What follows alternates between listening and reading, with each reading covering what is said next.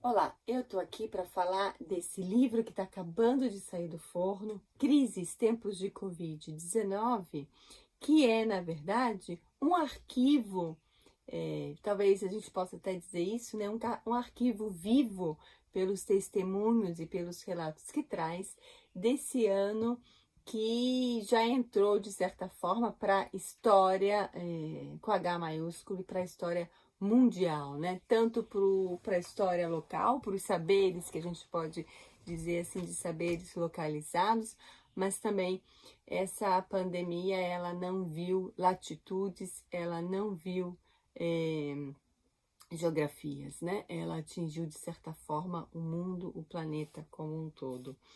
Então, o que a gente oferece com esse livro, com esse volume, que tem uma série de ilustrações muito bem feitas pelo Ivan Medeiros, é uma reflexão, ou melhor dizendo, um arquivo sobre a pandemia, que gostaria de gerar e proporcionar para o leitor uma reflexão sobre o que foi esse ano, né? E como a nossa vida mudou completamente com esse vírus, né? Que ainda, apesar das bem-sucedidas aí, tentativas da vacina, ainda parece se mostrar um pouco enigmático, né?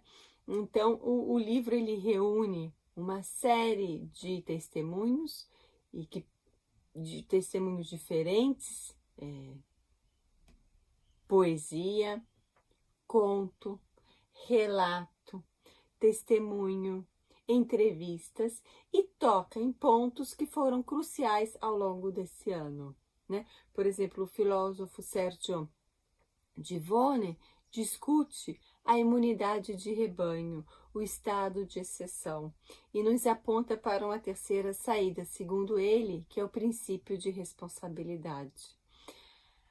A Maria Grazia Calandrone, que é uma poeta, dramaturga, jornalista, mas uma pessoa também bastante ativa no meio cultural e também na vida, digamos assim, mais em atividades, né, da vida cotidiana e civil de qualquer indivíduo, traz uma reflexão muito interessante sobre como foi esse primeiro impacto, essa primeira onda da pandemia, né?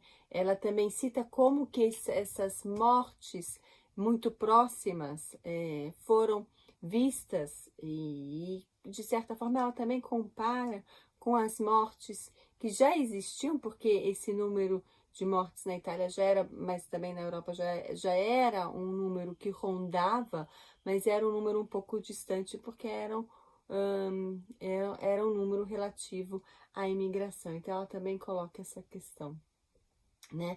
Temos também alguns trabalhos, alguns setores da sociedade que pararam e outros setores da sociedade que não pararam e que talvez realmente não poderiam parar, né? Mas é preciso também se colocar no lugar dessa pessoa que não parou e do risco e dos medos que ela coloca. Em falar em medo, o filósofo Massimo Cacciari traz uma reflexão bastante interessante sobre o medo, né? Que é algo que move e que também é bastante perigoso, né? Essa 2020, em diferentes momentos, foi talvez um ano do medo, né? E do sentimento de estar perdido, de um sentimento de não ter um ponte, né? Uma ponte segura, né? Que é algo que nos conforta. Uma ponte segura pode ser um gesto mais simples ir dar aula, por exemplo, no meu caso, ou ir tomar um café num determinado lugar, ou ir sair para andar. Quer dizer, aí a gente está falando de hábitos, né?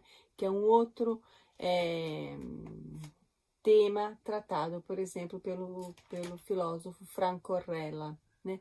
Como que os nossos hábitos e com eles o nosso cotidiano, o nosso pensar, uma certa estrutura, né, foi completamente se desmoronou e a gente teve que, de alguma forma, se reconstruir. O poeta italiano Fábio Franzin, que escreve em dialeto vêneto, depois vocês vão ter a possibilidade de ouvir, se forem procurar esses textos no YouTube, mas também vocês podem ler o dialeto vêneto, porque faz parte aqui do Crises, tempos de Covid-19, traz uma reflexão bastante interessante, dialogando com toda uma tradição nossa cultural. E eu vou dar só o título desse poema, dos poemas dele, que é esse Sem Nenhum Ulisses. Quer dizer, sem nenhum herói, né? De alguma forma ele está dizendo isso, não temos mais heróis. Concluo, concluo aqui pensando também no primeiro poema que abre esse texto, esse livro que é muito significativo, que é a Zona Vermelha, né? Zona Rossa, que foi aquela região da Itália, perto de Milão, que foi a mais atingida durante a primeira onda de pandemia e que rodou o mundo com aquelas cenas dos caminhões em Bérgamo levando os caixões com os corpos, né, das pessoas que faleceram por causa do Covid. Enfim, foi um trabalho prazeroso, num certo sentido, de se fazer, mas também duro de lidar com essas questões, mas, sobretudo, é um trabalho que eu acho que é um trabalho importante e que fica aí para a gente pensar e refletir sobre as nossas questões.